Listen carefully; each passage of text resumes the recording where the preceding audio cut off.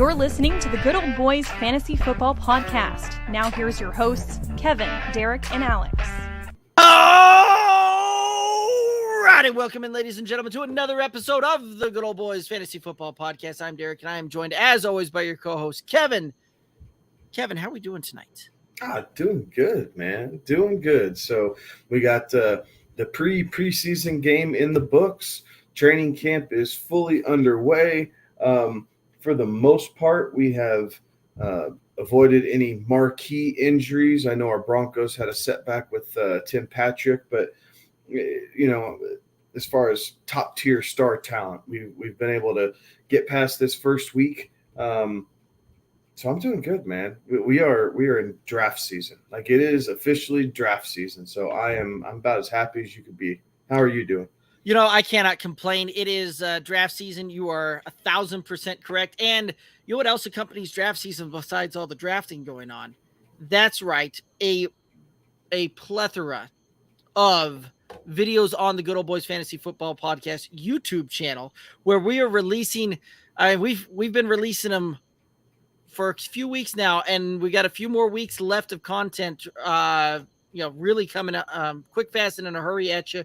We're releasing generally about 5 videos a day right now on the YouTube channel to help get y'all ready to rock and roll and get y'all ready and prepared for the cash and trophies of fantasy football and help y'all through your draft on what our thoughts are on some of these draft deals. And we'll obviously be bringing out the rankings. We'll be bringing out the tiers. Starting next week, we really start getting into some of those here on the show. So that'll be amazing and fun. And we should have Alex back here next week as well. He had some technical difficulties with the house going on this week, so he'll be back here next week. And oh man, yeah, it's smoldering in Texas, and poor homeboy ain't got no AC. Yeah.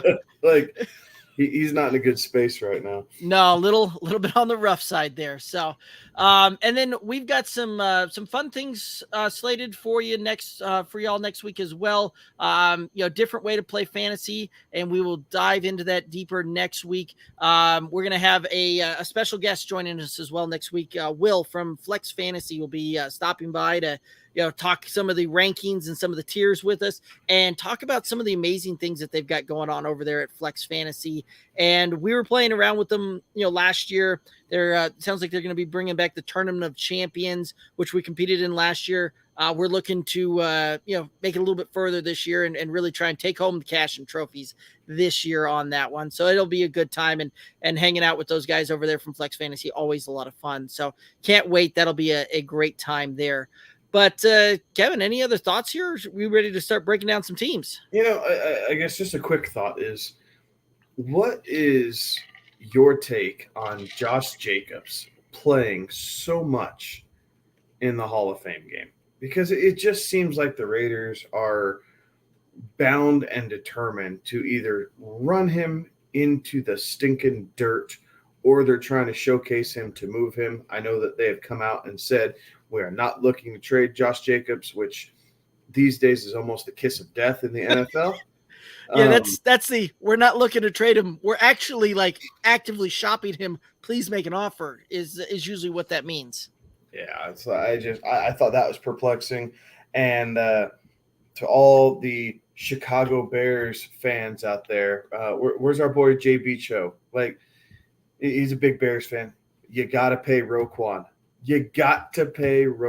Like, this guy is top 3 middle linebacker in the NFL today, arguably the best middle linebacker today. And it sounds like, Chicago's disrespecting my man. Like, pay the man. Like, what else do you need him to do? You guys aren't building for the future. Like, you got Fields on a rookie contract. Pay the man. Like, you got tons of cap space. Right. Yeah, it's a little interesting that they won with the Raiders and what they're doing. Like, that doesn't make a whole lot of sense there. You looked across the field, and nobody that was a marquee type of name was really playing in that outside of Josh Jacobs there. And yeah, he looked pretty good, but I think you're probably right. I think that some of that has to do with the fact that he should look good running against the threes.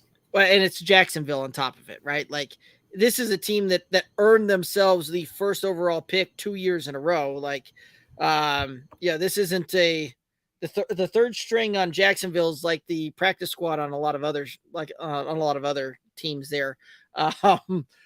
Did you see too that how many players that they showed up with down there in the Hall of Fame game?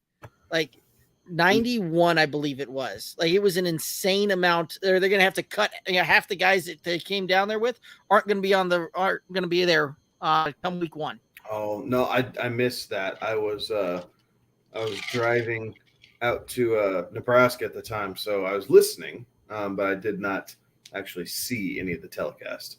Yeah. So, it was a very interesting, very strange kind of game there. Jarrett Stidham actually looked fairly decent on that one. The Raiders, you saw some of their depth at the wide receiver position looking okay on some of that one. So, it was just a very interesting kind of play there. And, I was a little amazed to see that they ran that as much as they did. And we saw Josh Jacobs as much as we did there, but well, anyway, let's any other thoughts here? Are we ready to rock and roll?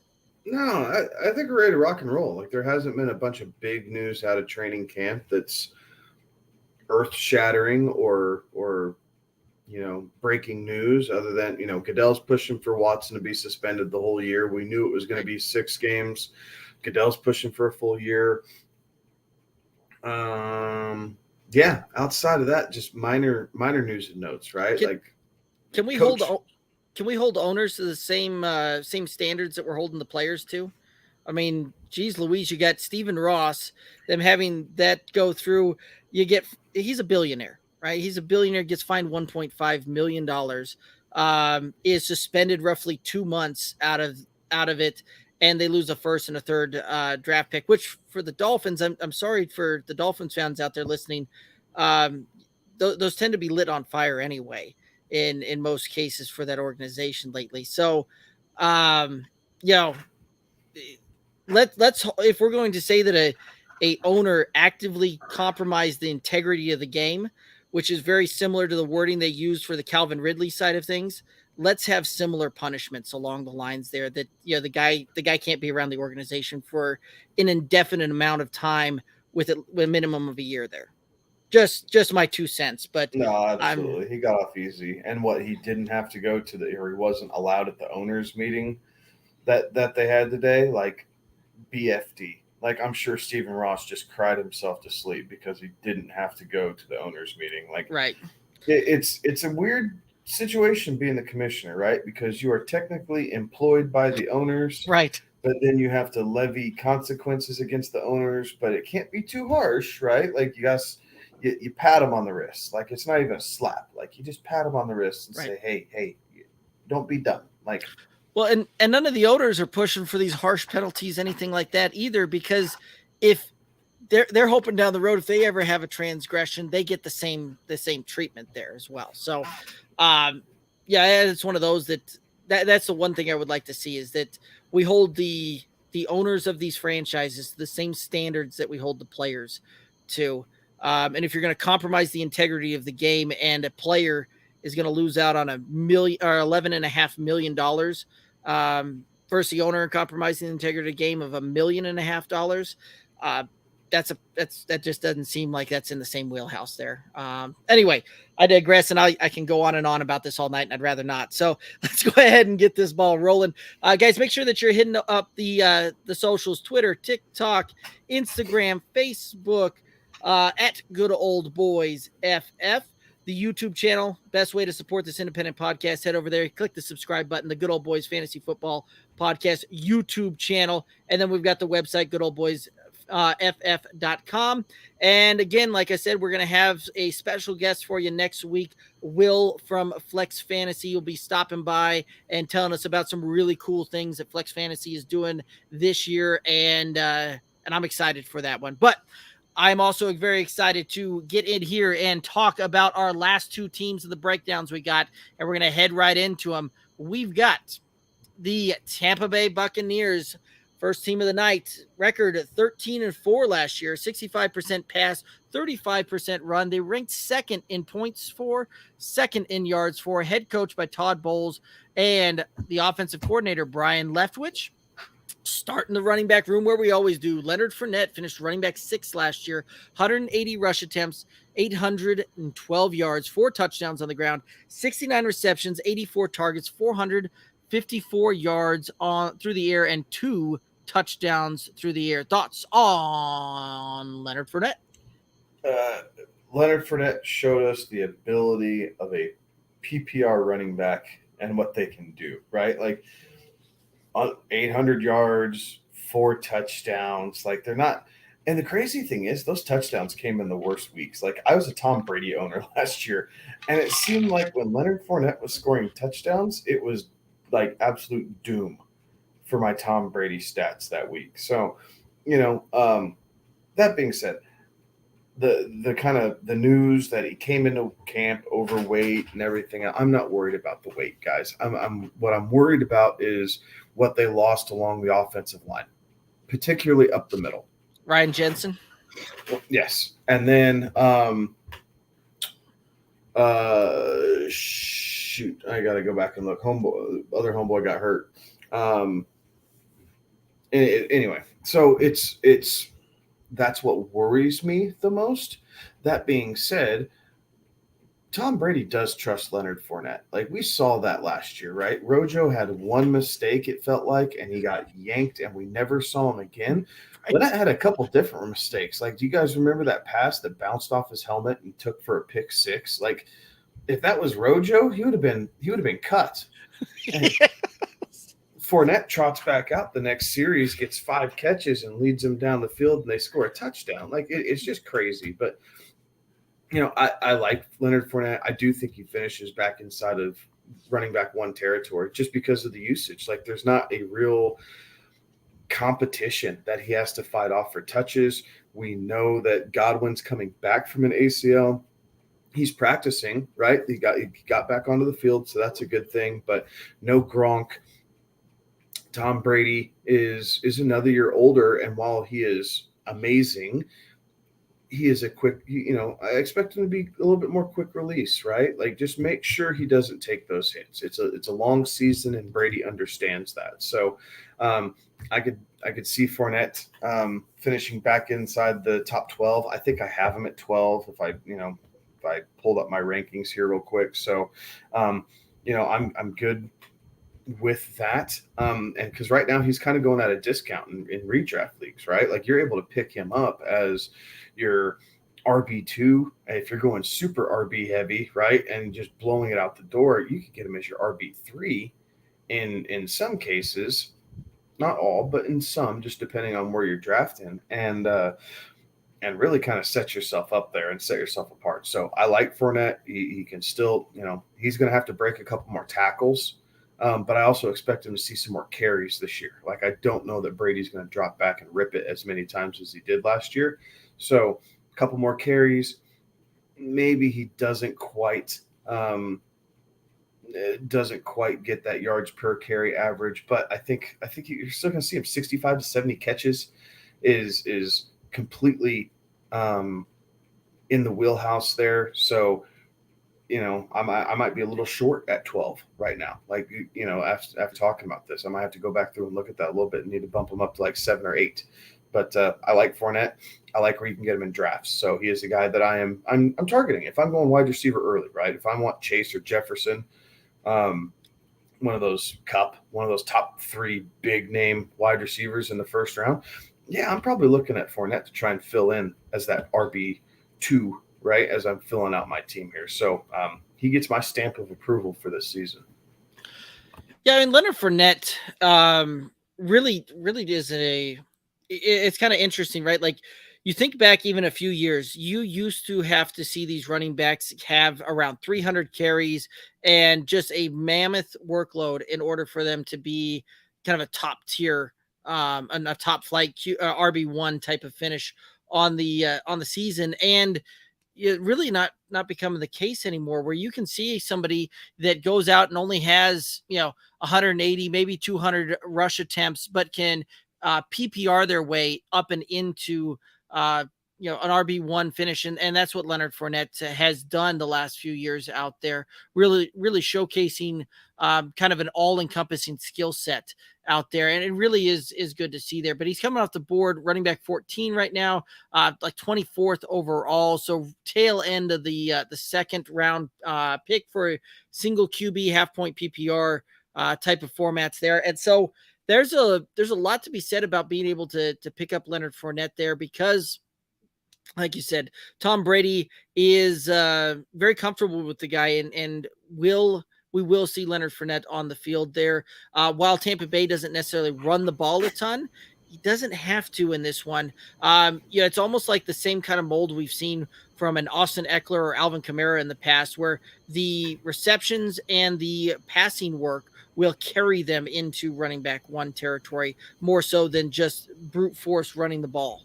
Yeah, absolutely. And for those of y'all watching, we totally put our money where our mouth was on this. And I know Derek in the Scott Fish Bowl, right? Like super heavy Tampa Bay stack, right? Mm-hmm. Like came away with Fournette, Brady, and Mike Evans. Super heavy Tampa Bay stack. So we absolutely believe that this can happen. This isn't, just fodder for conversational pieces here. Like we on one of the biggest stages that our industry has, right, across different platforms, and we're going all in here, right? And like I said, I think Leonard Fournette is a nice one. It's just a nice guy that you can put on there, and you can vary your strategy up there a little bit, where you're not having to necessarily go running back. And if you do go running back heavy, it's a great piece to put on there as a second RB. So he checks a lot of boxes this year, and I think we'll see him have a great fantasy year again this year. All right, let's go ahead and head on over into the rookie, Rashad White, drafted in the third round, 91st overall pick out of Arizona State. Thoughts on Rashad White? I think Rashad White, I'm interested to see him here in the preseason. I think he has the makeups where he could be the future back, the future back of this Tampa Bay team. But I think where he's going to be most relevant is in dynasty formats, right? Like maybe he catches fire a little bit and they decide to go his way. But I do like him more in dynasty, because I think he's going to be kind of who they turn to when Brady retires, right? And if that's at the end of this year, right? Like he contemplated and came back and everything else. Like, so if this is the final run, Tampa Bay is going to start unloading payroll pretty stinking quick, right? And so, Fournette won't be back, Brady won't be back. Now you can kind of have this rookie. You can bring in, a young quarterback and kind of develop him that way, and you're not cramming cap space into where it can't belong. But in redraft leagues, I don't see any independent value right now. I might highlight him like on the waiver wire and just kind of keep an eye out for what they're doing. But Tom Brady likes his guys, and Tom Brady throughout his career, his guy has not been a rookie running back. So because of that, I see no interest in spending draft capital on White this season. But like I said, in dynasty formats, yes, I will take a flyer on him. Right. I'm right there with you, right? He's coming off the board, wide receiver 48, 143 overall. And that's where I'm going to leave him. I'm going to leave him and let somebody else try and take that one there. Maybe worth a handcuff just if Leonard Fournette happens to go down. He's kind of, apparently the next man up there. And he had a terrific profile coming out of Arizona State, right? He's a back that can catch the ball. It can be in that PPR type of running back mold there. So it can do some amazing things there. Had a great dominator score coming out of Arizona State as well. So he's got a lot of upside, and I like him for the dynasty play. But again, redraft, unless I've drafted Leonard Fournette and I'm taking my last pick of the draft to pick up Rashad White as a handcuff play, that's about the only way that I'm going to see him get his way onto one of my rosters. Yeah, I think the tall tale sign will be, how does he perform in pass pro here in the preseason, right? Because if Brady can't trust him to pick up that blitzing linebacker, or that edge rusher to chip him and give Brady that extra half a second so that way he can get it down the field to any of his amazing receiving options. He's not going to sniff the light of day, guys. So, I mean, it's a little bit early, right? We still got to go through their games, but these games will tell us a lot on what Rashad White's initial impact to the Buccaneers is going to be. And like with most rookie running backs, I don't see him being able to pick up the pass protection concepts quickly enough. So I think he's going to be sitting back and kind of learning and trying to be a sponge as much as he can. Right. Do you feel any need to talk about Keyshawn Vaughn? No, I actually think Keyshawn Vaughn's probably the next guy up, and it's not Rachaad White at the beginning of the season. But still, I think the same sentiment applies. I'm not drafting him in redraft leagues. I'm not taking him in best ball leagues. Like, he's a guy that I am monitoring the situation just to hear what kind of news and updates we get out of Tampa Bay, but it's nothing that I drive for fantasy drafting purposes. All righty, let's go ahead and head over to the wide receivers then, and we'll start with Mike Evans, who was wide receiver number 8 last year, 74 receptions, 114 targets, 1,035 yards, 14 touchdowns, a 15.94% of the target share. Thoughts on Mike Evans? Those are amazing stats, right? For a guy that has just under 16% of the target share, to have 14 touchdowns and over 1,000 yards and finish as wide receiver 8. Like, wow. I think that actually improves slightly this year, and maybe not a ton, but I do think slightly. Like, what he might regress a little bit on touchdowns, I think he makes up for in receptions and some yardage there. So I think he does still finish inside the top 10 for wide receivers. I think he's currently being drafted just outside of that, if I'm not mistaken. He's going wide receiver number 9 off the board right now. So right there at that edge, I think you get fair value there. I do. I think you get fair value at 9. You might have a little bit of cushion for some ceiling. But realistically, I think his floor might be like 13. Like, so if you're drafting him, I think he has a pretty safe floor. Tom Brady obviously trusts him, especially around the end or the red zone. He knows that Evans is a big-bodied receiver. He loves to compete and battle for the ball. It's, can his hamstrings hold up? Right? That's been the thing. Like, can Evans get through the season without his hamstrings flaring up Monday or Saturday? One or the other. He had a little hamstring flare up. I think he'll be fine. Like, I'm not raising a flag right there and saying, holy crap, we need to back down. But I like Evans. I like him a lot. If you're going a slightly different approach, Evans is a great wide receiver too for your team. Like, if you're comfortable and willing to go kind of lighter on the running back side, you don't have to go true zero RB, especially in how we're scoring it, right? Single quarterback, half point PPR. You don't have to go zero RB, but you can get a Cup, Chase, Jefferson type, and then wait until kind of that beginning of the third round almost, and then snag Evans. So it's nice to be able to have that luxury, and it's a different way to build your roster. But especially in leagues that we're in, a lot of these super flex 3 wide receiver leagues, right? This has become really popular in the fantasy community right now because of the receiver depth.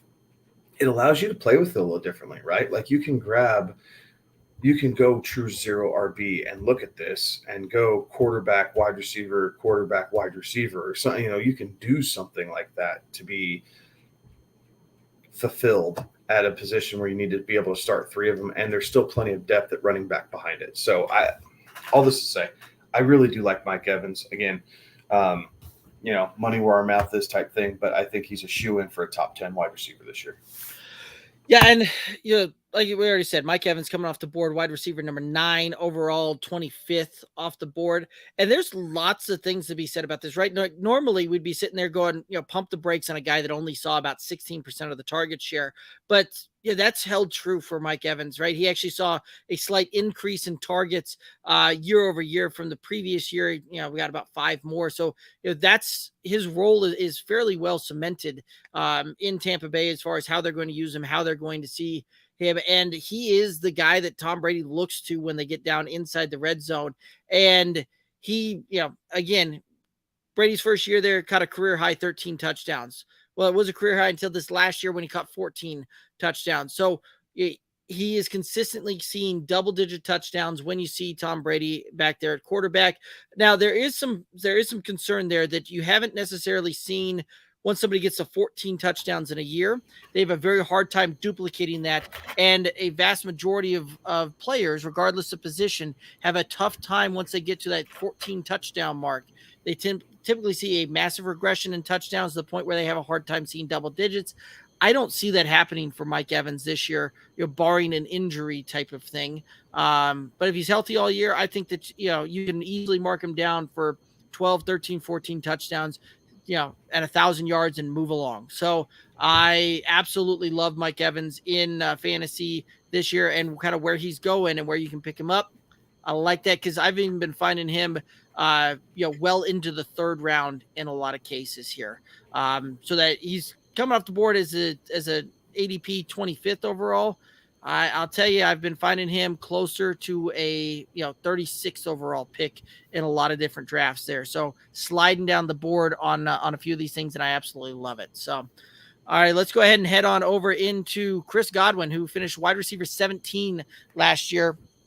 98 receptions, 127 targets, 1,103 yards, 5 touchdowns, 17.76% of the target share. Thoughts on Chris Godwin? I think these numbers take a slight uptick, right? Without Gronk there, Cameron Brate is not the same thing. You don't have the dominance of Antonio Brown kind of picking away at some of this. Like I think you see similar numbers out of Godwin, maybe a couple extra touchdowns, right? So instead of 5, you see 7. So that puts him in top 15, 14 areas. So that, I think that's well within understandable a range. Again, we'll see how he's working in the preseason, right? We'll see how the reports go. Make sure there's not any setbacks before you draft, some of these fundamentals, because if he has a setback, he goes from wide receiver 20, or he goes from wide receiver 17 to possibly wide receiver 37 overnight if he's having setbacks, right? Because they're not going to force him back. They like Russell Gage. They brought in Julio for insurance purposes. You have Fournette and Mike Evans. Like, there's no sense in rushing Chris Godwin back if the ultimate goal is a Super Bowl title. So stay tuned to reports. As long as things continue to come out positive and he's looking good, I think replicating and even improving upon last year's numbers, well within the realm of possibilities. Yes, I would agree with that, right? He's coming off the board as the wide receiver 25th right now with an overall 65th. And there's some value on that one, right? Like I could absolutely see Chris Godwin having a ceiling of a top 12 back pretty easily on this one. Yes, top 12 receiver on this one. Sorry about that. But like you said, if there is a setback, it could very easily turn into a bit of a nightmare situation. But with that ADP, and you're taking him as a 5th round pick, like that could be some league winning type of maneuvering there. And I guess I expect that to climb up as we get closer to the season, start of the season, as long as reports aren't negative. I was lucky enough that I did a lot of, way too early type drafts, and I got Godwin in like the 9th and 10th round. Like, I ate him up because people were so worried about this injury and everything else. So I gambled for sure, but I think it's going to pay off because being able to have that type of talent and production out of a 9th, 10th type round receiver, because people were scared of the injury, is going to be crazy good come mid-season when they're scratching their heads and I'm starting to run away with things. Right. And not only that, like, Chris Godwin was the first read for Tom Brady last year, right? Like, when you saw him coming through, he was well over a 20% target share before the injury, ended up finishing just under an 18% target share when it was all said and done. But again, I think that you're going to see that continue. You're going to see Chris Godwin be, especially back and healthy. He'll be the first read on this thing going through. You'll see Mike Evans catch the touchdowns. Chris Godwin really become kind of the PPR monster and become the yardage kind of guy through here. So I think that this is one of those that, right, we always talk about, you want a piece of a team. Tampa Bay is going to throw the ball more than anybody else in the league. And I don't think it'll be overly close. I think you'll see Tom Brady with well over 700 pass attempts this year. And they've got a great wide receiving core, and Chris Godwin's a guy that I definitely like the value on where he's going. So I like him. Let's go ahead and head on over into Julio Jones, who with Tennessee last year finished wide receiver 92, 31 receptions, 48 targets, 434 yards, 1 touchdown, just under 10% of the target share out there in Tennessee. Thoughts on Julio Jones?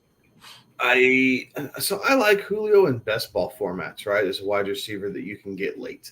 I think he's going to have a couple weeks where he pops, right? Like, I think he is still a good route runner. I think Tom Brady will appreciate the way that he approaches the game of football. So that will get rewarded. On top of the fact that if he's going to be the third or fourth read in most passing concepts that they're throwing out there, the coverage that Julio's facing in reality should be the least amount of coverage he's ever seen in his career. Yes. Right? Like, there's just so much firepower coming out. So I think that works well for Julio. I think Julio might actually kind of serve as some of the Gronk type role, right? Maybe he's in motion, maybe a little bit more in line, but that big bodied receiver who's quick, mismatch for linebackers and that type of thing. So I get it. It's different positions between tight end and being in line and wide receiver, coming in motion type thing. But to try and get those mismatches, right? I could see Julio capitalizing on some of those situations where Brady would look for Gronk, and now he has a sure-handed Julio Jones running, a 6-yard in or a 6-yard out, something like that. So instead of going to Gronk, who's matched up on the linebacker, you get Julio matched up on on the fourth corner in a dime package. Like, you got to feel comfortable with that if you're Tampa Bay. So I am, all that to say, I am worried about drafting him in redrafts, just because I think it's going to be a bit of boomer bust, right? So I'm leery about that. Maybe as a late depth piece to try and add something to it at the beginning of the season, if I feel like, if I can get a couple of good weeks out of him right away, maybe, and then possibly flip him for someone younger who I think is going to have a better back end of the season and try and capitalize on both those high water marks, essentially. But I am cautiously looking at him in redraft leagues, but he is not a must-have by any stretch. Right. And where he's coming off the board at wide receiver 58, 161 overall, like, that puts him well into the 13th round as far as a redraft deal goes, which, it can be worth a shot there, right? I think you're right. I think he does have a couple of weeks where he pops here and there. But I do like him in the best ball format, right? Like, I think you'll see him ultimately get a couple of weeks here and there. The question is where is he going to be at kind of on this read scheme going through that? And I think that, you'll see him be that guy that's going to be more of the check down type of option for Tom Brady, more so than necessarily the first or second read on this offense. So for Julio, for the price, it's worth a shot for me down there. And if he pops, it's one of those that it's always funny when you're playing in a lot of these leagues, right? And you have somebody with the name power that Julio has, because he still has the name power. So if he comes out and he looks hot the first couple of weeks, right? Like, the name power alone, you can move him for a good asset, down the road for the season, just like you were talking about. And I do love that strategy there. And under 13th rounder, you're throwing darts on those ones, and might as well take a guy that we've seen pop in the past and have be a dominant guy in the past. Just injuries and age seem to have caught up to him a little bit. So we'll see how this one goes. Let's go ahead and head on over to Russell Gage. 66 receptions, 94 targets, 770 yards, 4 touchdowns, 16.94% of the target share out in Atlanta last year. Thoughts on Russell Gage? I liked Russell Gage right after he signed. I'm starting to fade him at the moment just because he continues to climb up draft boards. Mm-hmm. I just think he's getting to the point where for the third wide receiver on a team, he's getting drafted too high. So because of that, I'm thinking that from here going forward, I'm not going to have very much Russell Gage on my roster. There's some other options in that kind of pocket of wide receivers that I'm liking a little bit more. It has nothing to do with his talent. I like the kid. I think he's doing a great job. He did wonderful in Atlanta. Tom Brady's been praising him and really the whole Buccaneers organization. So I do think he provides a little bit of pop. He provides a deep threat, right? He's now the speedster. It's not Godwin. Evans can get deep as the jump ball guy, but Gage is now the deep speed guy. So you get, again, best ball is great because you get to catch those high water marks. And you don't have to worry about some of the weeks where he might only see 3 targets, 2 catches, and 47 yards, right? That's a realistic stat line. So buyer beware, and not because I think that by the time the season is done and over with, his stats won't line up, but I do think it's going to be another boom or bust type thing, and it's kind of a choppy way to get there. That being said, if you're looking for a piece of this Tampa Bay offense and you miss out on the guys that we've talked about previously being, Godwin and Evans and Fournette and even possibly Brady, depending on how your draft style is set up, he's not a bad piece to get. You just need to be careful about when you're using him and really be a student of the game because you can't trot him out there every week and expect him to produce. No, you really can't. But where he's coming off the board right now, still wide receiver 44 overall, 113. So you're talking, still in that kind of that 10th round range there. And there's some value for Russell Gage in the 10th round. I don't think that you're going to see him return value like you saw another wide receiver that we were praising in the 10th round last year, a guy like Michael Pittman type of thing. That one's not, I don't think that's in the cards for him at all here. But, when you look at it, Russell Gage really started to pop over the back half of last year, was one of the target monsters in Atlanta from about week 11 till the end of the season. He was seeing well into the 20% into target share. They were also maneuvering him inside, outside a little bit. In the past, we typically only saw Russell Gage play the slot receiver and kind of go in and out. And that kind of limits his role. And I think that it would even limit his role even more so out here in Tampa Bay, because when Godwin's healthy, Godwin plays that slot incredibly well. But the fact that Russell Gage is, we saw him be able to kind of split between outside and inside last year. I think actually opens up some gates for him and opens up some doors for him for opportunity here that will keep him on the field on this one. So I do like him in fantasy. I do like the value of that. But again, this is one of those that he is going to deliver you some fantastic weeks, and he is going to completely bust on some other weeks. So it is one of those that you have got to temper your expectations doing this, and you've got to realize that he's going to be a spot start, matchup start type of deal. But the Tampa Bay wide receiving room, right? When you start looking strength of schedule and you start looking at some of that, Tampa Bay has the second easiest wide receiver schedule against opposing teams this year. And, again, this might be one of those that, we talk all the time about handcuffing a running back, right?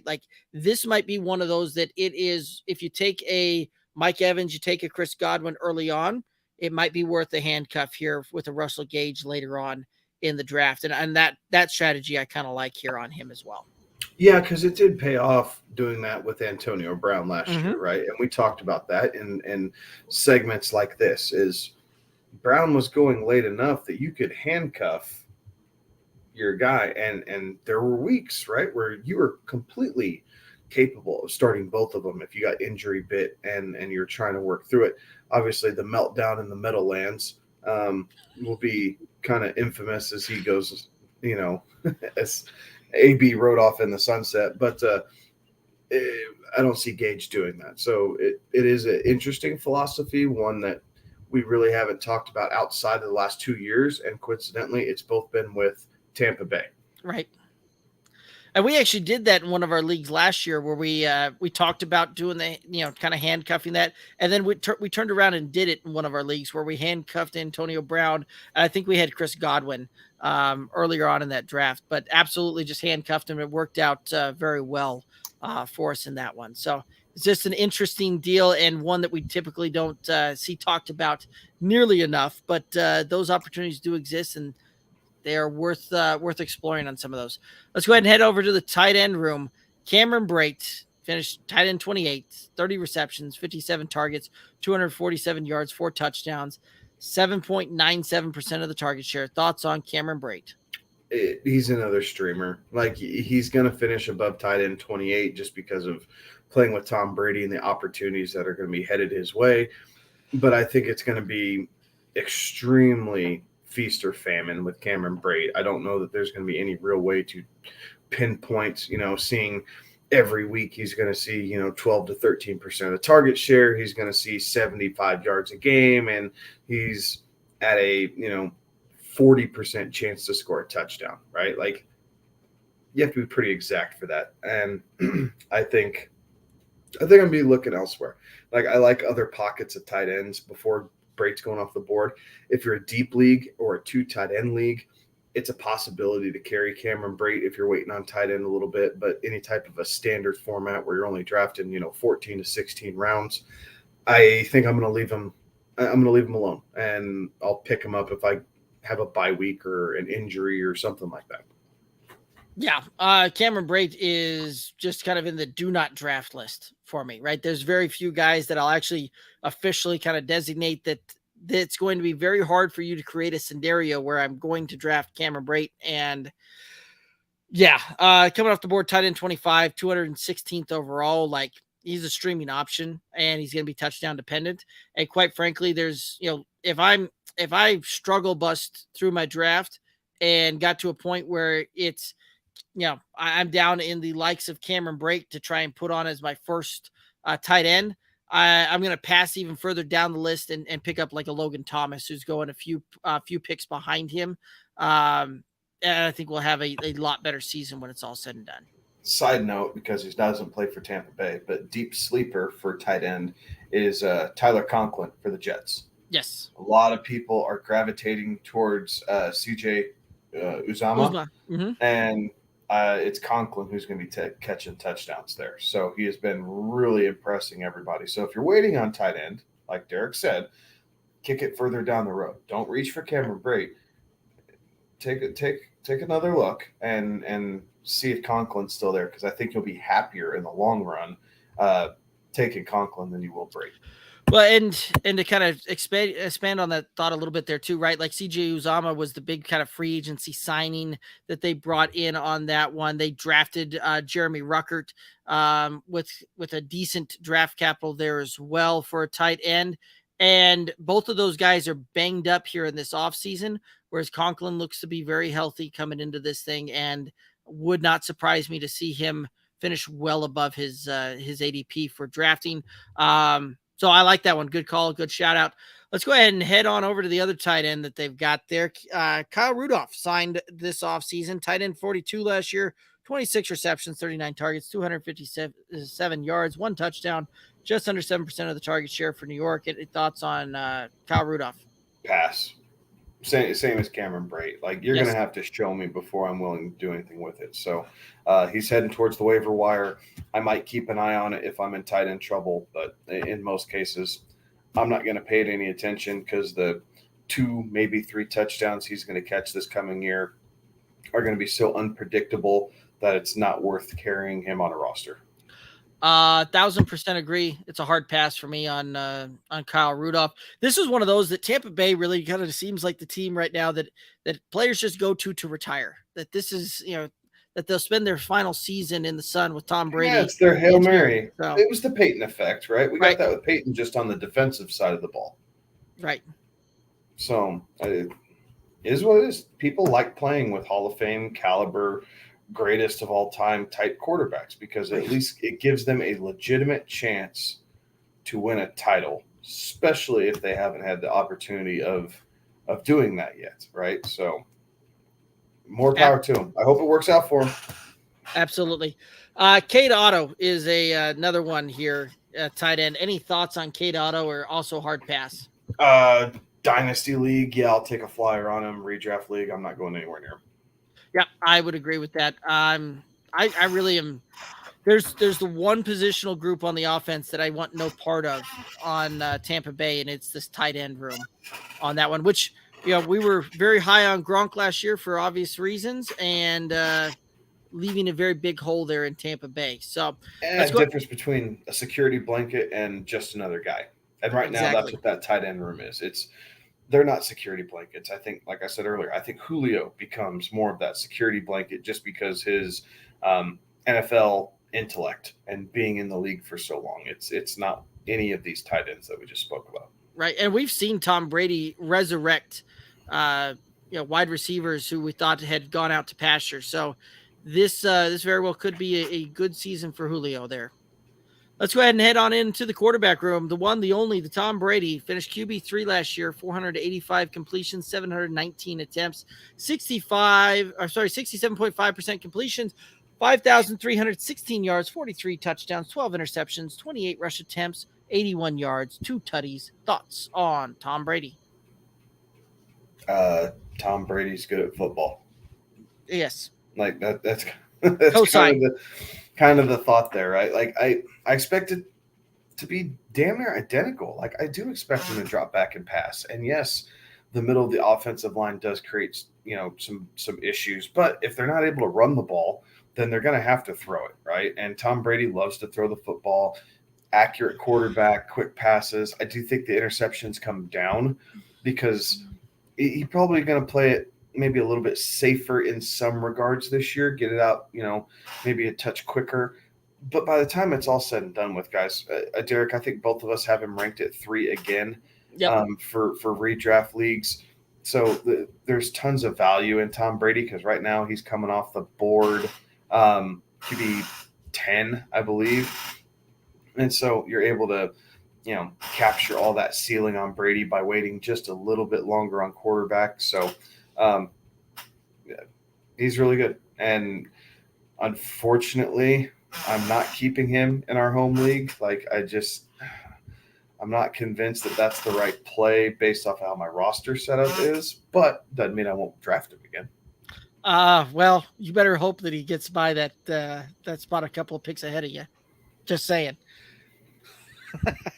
So yes, I fully co-sign on the Tom Brady is good at football sentiment. I do agree with you very heavily on that one. Coming off the board, QB 11 in half point PPR single QB leagues. He's an 86th pick overall. And Tom Brady is one of those that there are a few quarterbacks that I'll reach up around to make sure that I've got him on my roster, and Tom Brady's that guy. Again, right, you mentioned it that you and I both have him ranked as the 3rd quarterback overall. I think that when I was statting it out, the projections looked very similar to what we've seen the last couple of years out there in Tampa Bay, and I don't see that changing at all here. I think that maybe a slight dip in the touchdowns. I think we see him get to 40 instead of like 43, 44. But again, that's still 40 touchdowns. It's going to get and carry that one.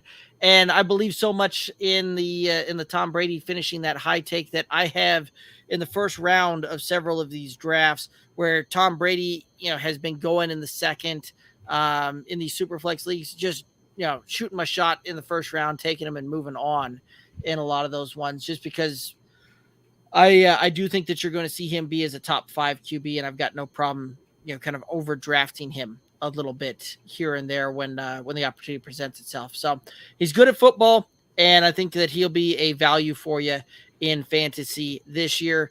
In fact, if you were listening to this show last year, we were pounding the table saying that it was that if you got him in the 7th, that was a steal, which was where his ADP was going, and that it was okay to reach up and grab him grab him around early And again, you would be very happy if you followed that sentiment last year. So any other thoughts here on the Tampa Bay Buccaneers?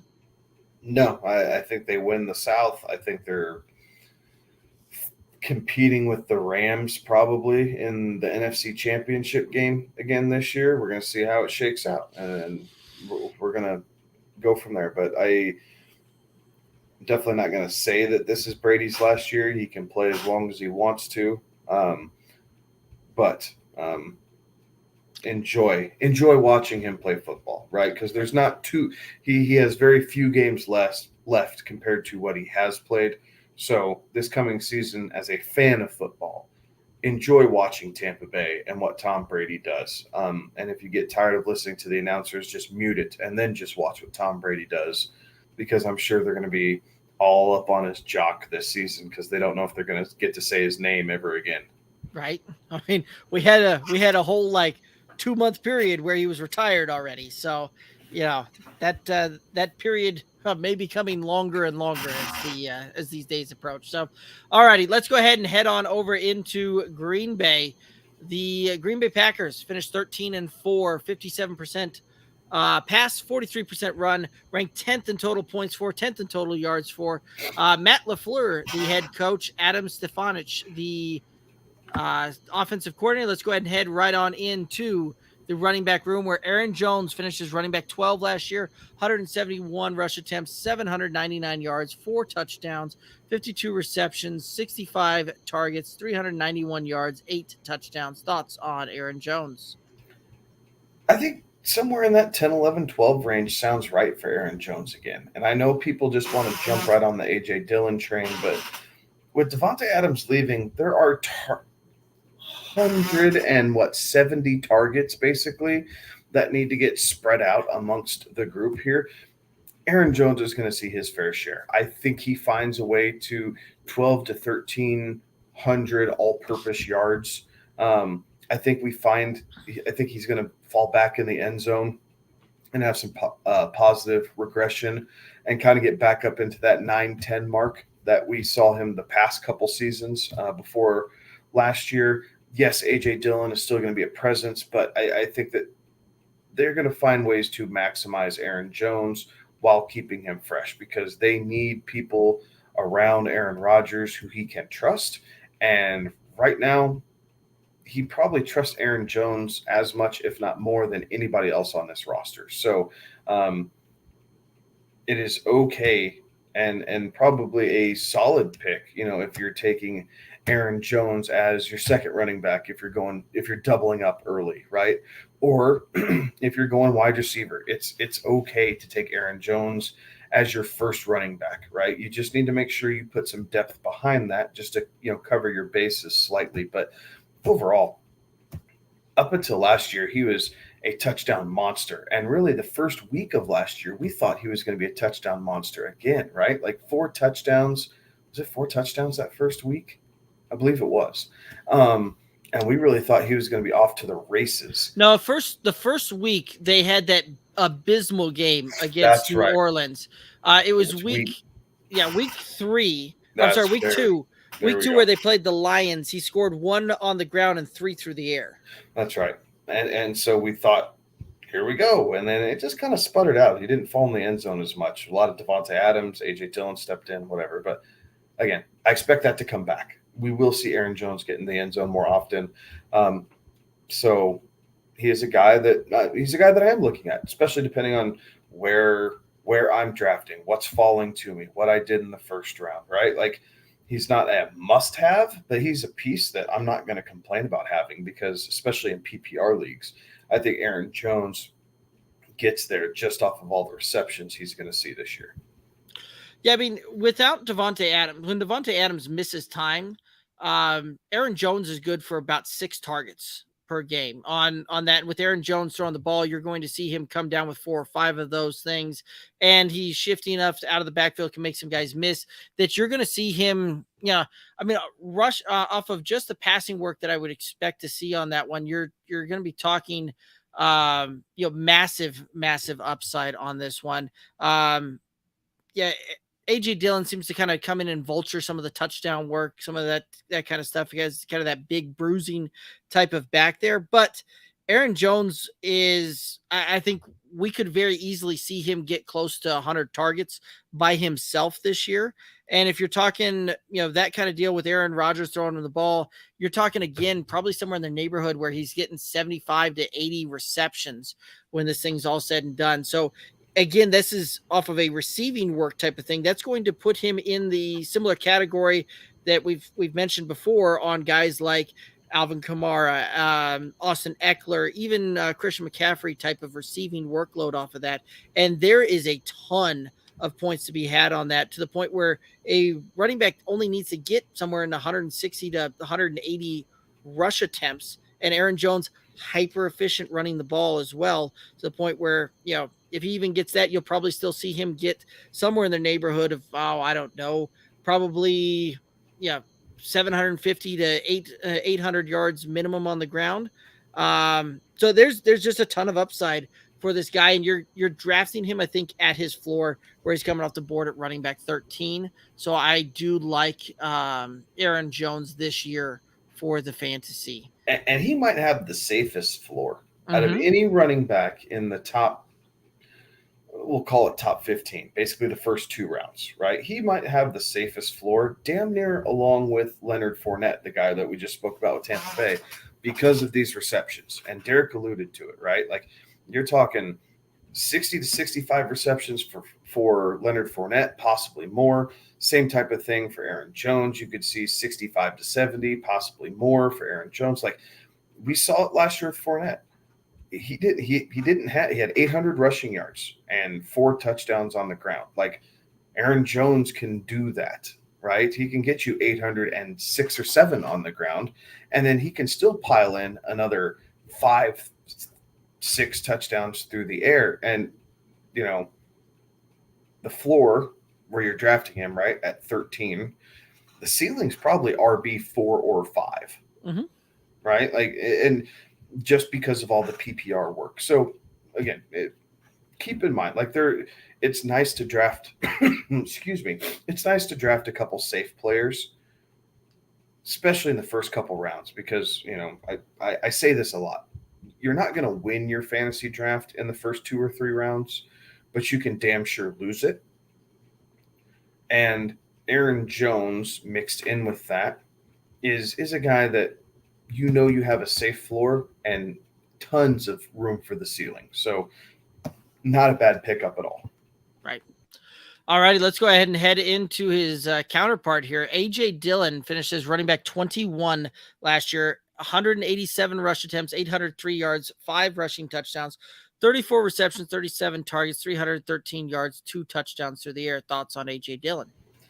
I think because, again, Adams is leaving, I do think we see maybe more of a presence of Dillon on the ground. Like, I could see him get to 900 rushing yards. I could see him get to 40 or 45 receptions coming out of that. So instead of 21, I mean, he could finish as high as RB 15 or 14. And how crazy would that be to have 2 running backs on this Green Bay team with Aaron Rodgers at quarterback? But because of the PPR stats and everything else, you basically have 2 RB1s on the same team. Like, you see it with receiver every once in a while. I think Green Bay could flirt with it as for running backs this year, just because of how all these targets are going to get split out. Because, again, you're taking 170 targets and you're splitting them amongst a bunch of guys who we don't really know what they're going to do, and at least 2 running back cornerstones who we can trust. So I like Dillon. I like where he's going in drafts, honestly. Like, he's going a 3-4 rounds later than Aaron Jones. He's a nice piece if you're going 0 RB.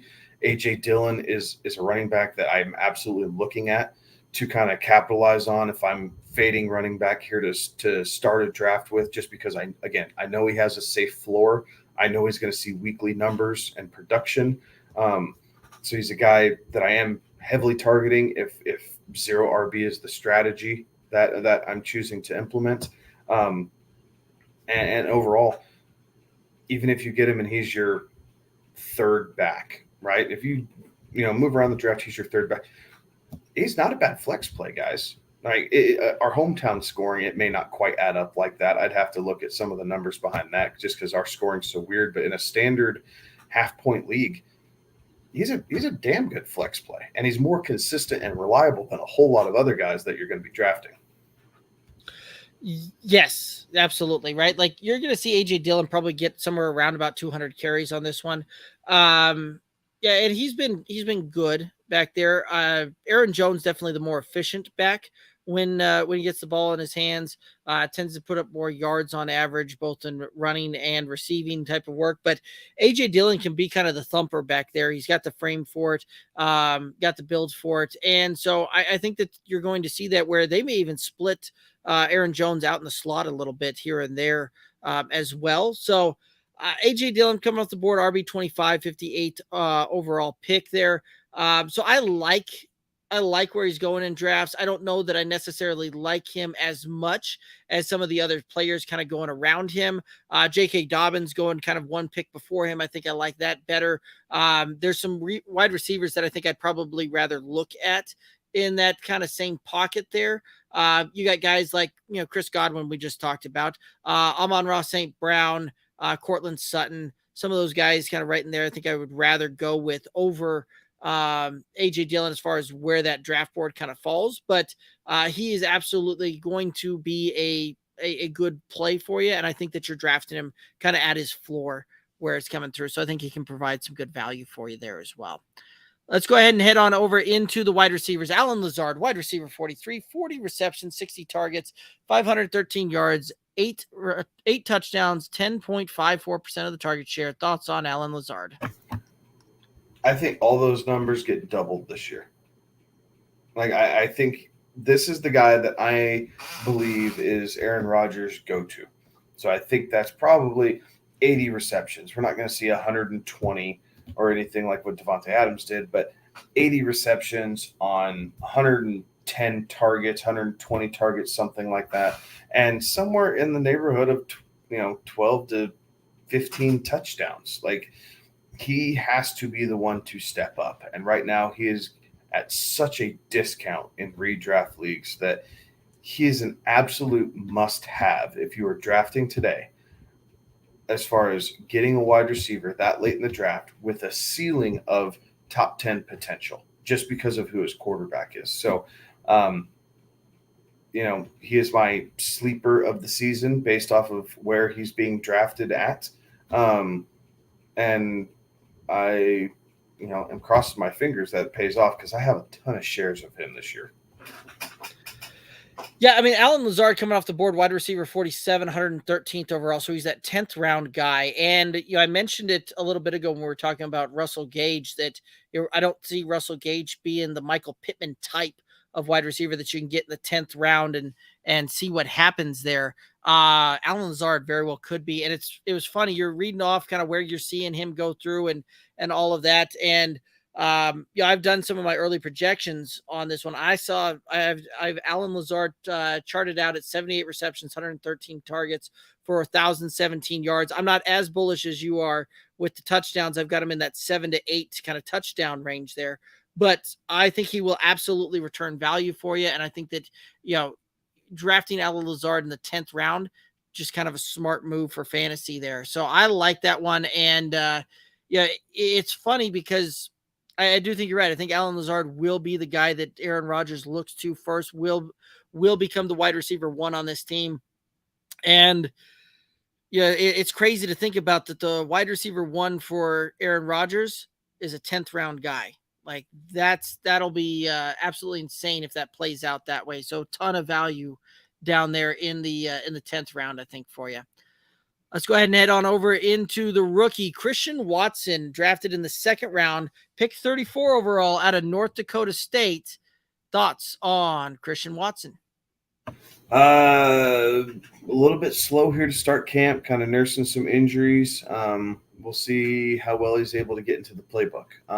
I think Rodgers is going to give him a chance to succeed, right? Like he's been asking for wide receiver help. They finally bring this kid in. Tons of upside and promise. But we're going to see if it pans out. Love the kid in dynasty leagues, especially with Rodgers' new contract, because he's going to be around for a while and be able to develop this. Redraft leagues, not so much. Like I like the running backs. I like Alan Lazard, and after that, I'm kind of staying away from the pass catchers from Green Bay. Like it hasn't been Aaron Rodgers' MO to spread the ball around a whole lot, and so I don't know that I'm wanting to gamble on this piece, right? Like if I think he's the guy, much like Amon-Ra St. Brown was last year, right? I think he's a guy who's going to get drafted, and the first couple of weeks he's not going to do diddly squat, and the owner's going to get frustrated with him, and they're going to drop him. And I think at that point that might be the opportunity where I take a flyer on Christian Watson, right?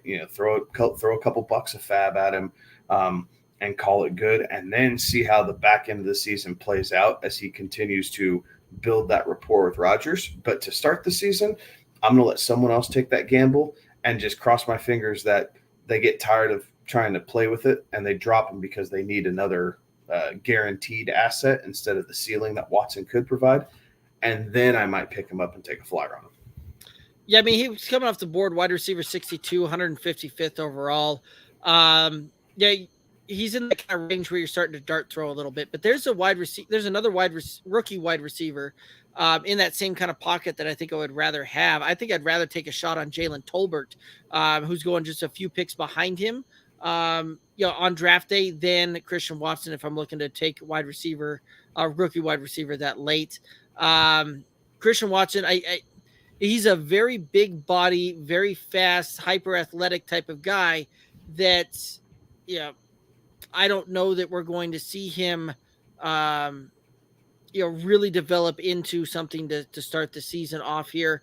I think that's part of the reason that you saw Green Bay go out and get more veteran talent around them to try and just run the playbook and allow him to try and develop there a little bit. So early on, I'm not the huge fan of.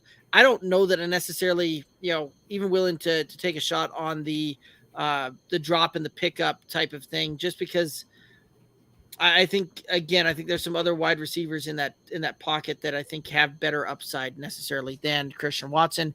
And I know that if Alex was here, he would love to be talking up his North Dakota State guy and, just the rah-rah shish kumbah type of cheerleading action for his guys out of North Dakota State there. But I got to go a different direction on that one. So I'm going to be out on Christian Watson this year. I think Alex might be the guy who takes him and then drops him. So Yes. It's even better, the fact that I can do that and then kind of rub it in Alex's face a little bit. Yeah, but you know that he would find a way just to keep him on his roster so that, he could try and keep him for the year down the road.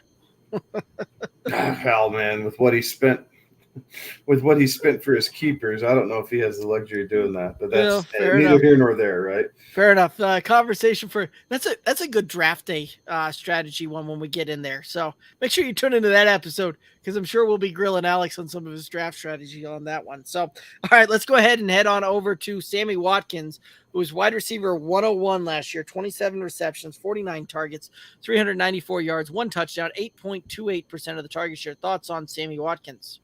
Pass. Yes. Like I'm not taking any part of this. I don't trust him.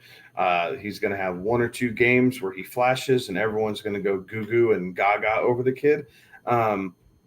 And then he's going to disappear. So best ball league, possibly I'd take a flyer just to have a piece of it. But in redraft leagues, I'm not going anywhere near it.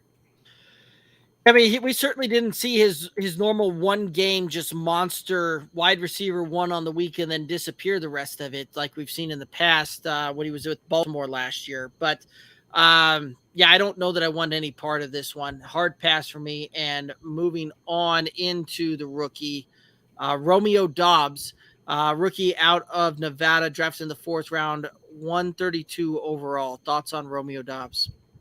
He's a guy I'm definitely taking a flyer on in dynasty leagues, and in deeper redraft leagues, I will take a look at him because he's going so late, in a lot of cases possibly undrafted, but he's starting to generate a lot of buzz in Packers camp because he has been the healthy wide receiver. So it's not that Christian Watson isn't better, but your best ability is availability, and that's where Dobbs has been. So he's a guy that I'm looking at right now. I'm at least keeping an eye on him and possibly taking flyers very late in deeper drafts on this kid. In shallow benches, like your standard ESPN type league, that bench isn't deep enough for me to take a flyer on Dobbs. But in our home league, where we have 20 rounds, adding those couple extra rounds, I might be able to do that. So I like the kid. I like what I'm hearing out of him. But I want to see it. I want to see the tape. I want to see these preseason games, have him run some routes up there, see how he looks against different types of coverages. And that'll probably be my deciding factor of, if I'm going to take a flyer on him in a couple leagues late as we go forward towards the start of the season, or if I'm going to leave him on the free agent wire and just kind of keep an eye on him. Yeah, I really kind of like him as a dart throw with the last pick on the draft type of deal here. He's coming off the board, wide receiver 75th, right around pick 200 overall. So in most cases, you're right, he's going to be undrafted. But it's interesting listening to the talk coming out of Packers camp because the coaches have been certainly singing his praises. But what's more interesting is Aaron Rodgers has actually been talking this kid up there a little bit. And Aaron Rodgers very seldom talks up rookies, talks up young wide receivers on that one. So it's very interesting to see that one play out. And that could be kind of worth a dart throw with the last pick of the draft there. Certainly do like that in the rookie drafts, like you were saying there as well. But for redraft, it is a very late round dart throw for me if I'm going to be drafting him.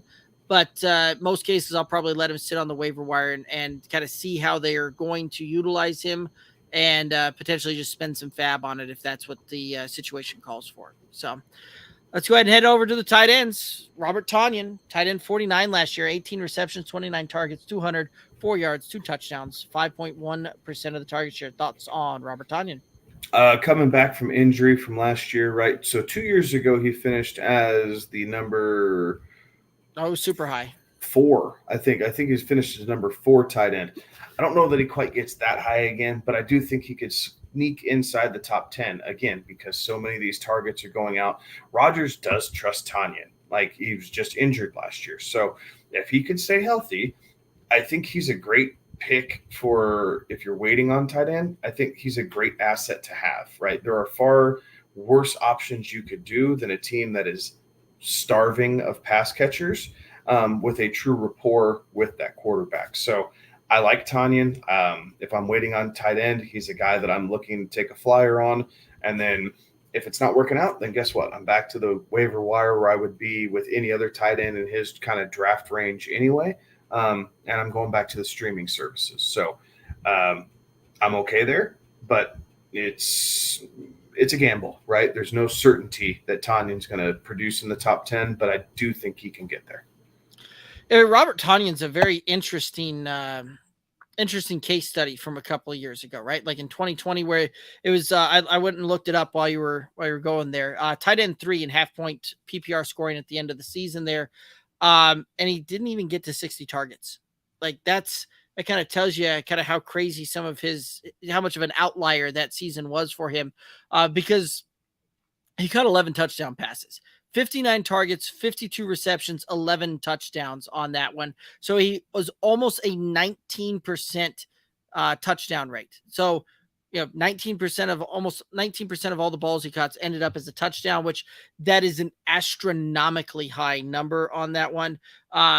Where I think you're right. I think you could see it to a point where you do see Robert Tonyan's receptions go up, targets go up on this one. There's not a ton of options in this. Well, let me rephrase that. There are a ton of options in this wide receiver room. We don't know necessarily which one that Aaron Rodgers is going to kind of lock onto and gravitate towards on that one. We have seen him certainly look Robert Tonyan's way, especially in the red zone, and there's some value on that one. Tight end 20, 182nd overall. He's a guy worth kind of that late tight end strategy, late round tight end strategy there. So I do like Robert Tonyan, especially if I'm waiting on tight end and I get to the point where I need a guy.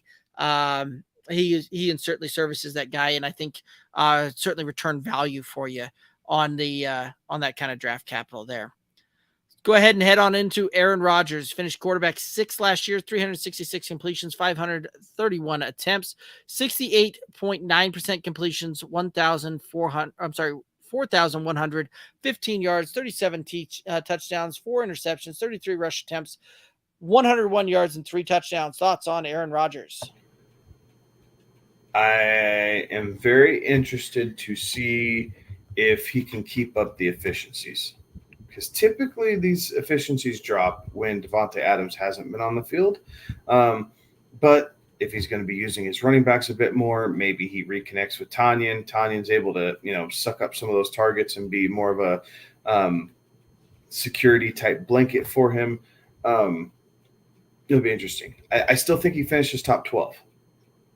I think he gets there, but I think instead of 37 touchdowns, I think we might be looking closer to 32, 33, something like that. So a little bit of a regression for Aaron Rodgers. I don't think he's going to be in the MVP conversation this year, but I think overall I expect his interception numbers to stay down, which really helps if you're in a league where you get heavily penalized for interceptions. So that's something to keep in mind. And other than that, he's going to be throwing the ball to somebody, right? And he maybe spreads it out a little bit more than what we're accustomed to. But I think the dropbacks stay about the same. Like, he's going to drop back, 580 times this season. Like, I just think that's pretty well guaranteed. So it's working through that and seeing kind of what you can do, and maybe dealing with the lumps in the early part of the season. And then as it progresses and goes on, maybe you find some more success there with Aaron Rodgers. Yeah, I think you're right. I think it's going to be tough to see him stay hyper efficient, right? Like, we've seen him completing 69% or greater over the last couple of seasons out there in Green Bay. So yeah, would it surprise me to see his efficiency fall back to like 65%? No. But I think that he's still going to be good for somewhere around 4,300 yards to it. You're probably still going to see, up north of 30 touchdowns. You're still going to see less than about 10 interceptions on this one. So I think that he will still have a very good season. And kind of where he's coming off the board, right? You're drafting him as the QB 12 for fantasy purposes. And that feels a lot like drafting him at his floor, even with the Davante Adams kind of coming off of that and missing time there. Because I think that you're still going to see him ultimately finish up there inside the top 10 when it comes for a QB finish there. I've got him well within the top 10 for that one. So again, this is one of those that I think you're drafting Aaron Rodgers at his floor there. And I'll go ahead and draft him at the floor and watch him outperform that one. So I'm not quite as down and out on Aaron Rodgers as everybody else seemingly is. Because again, you're talking 94th overall pick. So, late into that single QB type of league there. And in Superflex, I've been seeing Aaron Rodgers with you being able to pick him up in a third, sometimes even the fourth round in a Superflex, which is just insane to actually say out loud and realize when those things happen. So I think Aaron Rodgers is good at football, and I think we'll continue to see that again this year. So Aaron Rodgers is a draft guy for me. So any other thoughts here on Aaron Rodgers or the Green Bay Packers? Definitely interesting team. Definitely looking different without their, all-pro wide receiver. But I think Matt LaFleur and Aaron Rodgers can come together and find a way to make this work, right? He got his money. He got his young receivers that he was asking for. Obviously, they're still trying to build around the defense to help him out a little bit and not put everything on his shoulders. But, it's the games like the 49ers game last year, right, where can he find the guy to make that play over the middle and salvage a game and run that 2-minute offense, because Aaron Rodgers is very, very good at that. But he needs a counterpart being able to catch those passes. So we'll see how it hangs out. But I think nevertheless, he is still Aaron freaking Rodgers. And if he's healthy, he's fantasy gold. Yes. Here's an interesting one for you, right? So since Matt LaFleur and Aaron Rodgers have teamed up, They have managed to pull 13 wins every one of those seasons. Over under 13 wins for the Packers this year. Under. Okay. I still think they win that division. I mean, I think 11 games wins that division clearly. But I do think it is under 13 this year. They'll have some growing pains. Okay. That's one of those that I really have kind of gone back and forth on that one. And I do think that they can find a way to get to 13 wins on that one. They've got a schedule that would be conducive to that. But yeah, Tampa Bay, I think they probably lose that game. Buffalo, I think they probably lose that game, both of those games on the road there. The Rams, probably going to be pretty close, but I think the Rams probably win that one. So you're talking kind of 3 losses there, but there's a lot of very winnable games outside of those, right? That division, that's an interesting. Weak. It's a weak division, yeah. Right? Minnesota's the team that's going to be challenging them the most, but I don't think Minnesota is good enough defensively to win enough games outside of the conference to hang in there with Green Bay. Right. At that point, do you see Green Bay able to sweep the North? No, I don't think they sweep the North. Okay. I think Minnesota finds a way to get at least one, and it's quite possible that it's quite possible that the Bears or Lions, one or the other, like they could lose 2 games in the division, but I think more than likely they're probably going to be 5-1 in the division. Okay. Yeah, I think they're probably going to be close to that 13 win, but the smart money would be on the under, I do think there. So, alrighty. Well, that's going to take us down here to the end of it. Any final thoughts out there for the viewers and listeners? Stay tuned, right? Derek kind of teased it. So next week we got some draft. We're getting in the drafting, right? Draft strategies, draft pockets. I think we're doing quarterbacks and running backs next week. We got rankings that we're finishing up here a little bit. We were talking about that here pre-show, so we're continuing to work on those, but all that's going to be heading towards the website. Make sure you tune in, and then here in just a few short weeks, you're going to get to see us 2 and even 3 times a week for your viewing pleasure. So buckle up, make sure you subscribe, hit the little bell so that way you get the reminders of when we're going live. Everything's at Good Old Boys FF. Absolutely. So yeah, make sure you're hitting up that Good Old Boys FF, TikTok, Twitter, Instagram, Facebook, all those socials. That's the handle for it. The website, goodoldboysff.com. And Kevin mentioned it as well. Make sure you get over to the YouTube, subscribe to the YouTube Good Old Boys Fantasy Football Podcast YouTube channel. One of the best ways to support this independent podcast. We're going to have Will from Flex Fantasy stopping by next week to talk about some cool stuff that they've got going on over at Flex Fantasy. And if you haven't ever checked out their stuff, it is worth it. We had a lot of fun playing their format and playing, with their platform last year, and we're very excited to be continuing that and playing again on that this year. So I do believe that that's going to do it. Alex should be back with us next week. He's Kevin. I'm Derek. Have a good one. Be safe.